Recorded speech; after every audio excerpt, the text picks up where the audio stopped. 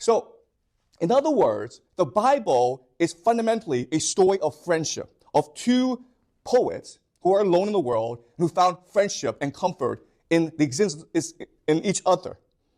Okay? And the way the Bible accomplishes is through the idea of covenant. So, in the Bible, there are 4 covenants, promises.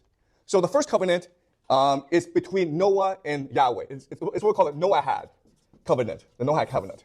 And the idea of this is this.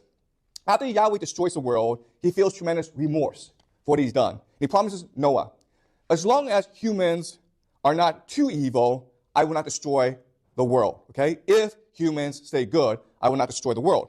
The second covenant is between Abraham and Yahweh. It's called the Abrahamic covenant.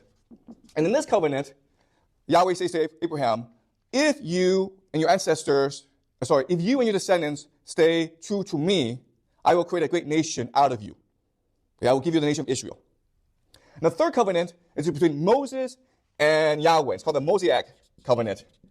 And the idea is, if the Israelites follow the 10 Commandments and worship Yahweh, only Yahweh, then Yahweh will protect them as a nation.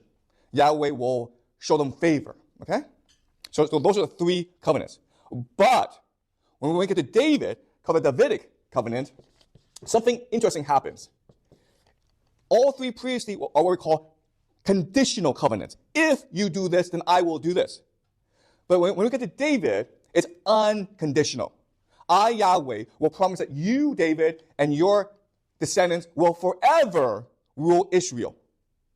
The house of David will forever rule Israel.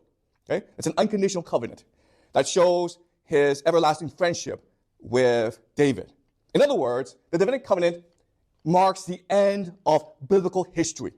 Yahweh, this great God, poet God, who searched the universe for friendship, has now found his great friend in David.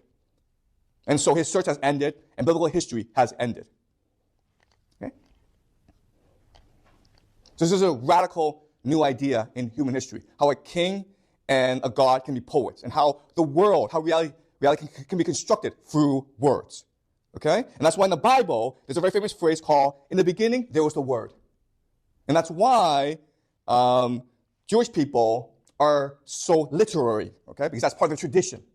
If you look at some of the most famous writers, some of the most famous thinkers in the world, they're mainly Jewish. And again, a lot of it is because the Jewish faith is the first faith to focus on literary creation.